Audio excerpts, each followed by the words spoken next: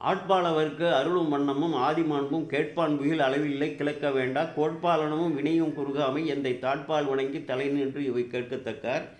இதன் பொருள் என்னவென்றால், யார் பெருமானுக்கு அடியாராக ஆட்படுகிறோமோ, ஏகையரை சிவபெருமான் என்று ஆட்படுகிறோமோ, அவர்களுக்கு எந்த வித கேடுகளும் கோள்களாலேயும் முன் வினைகளாலும் வராது என்பது இந்த பாடலை எழுதி திருப்பாசுரத்தில் 4வது பாடல்.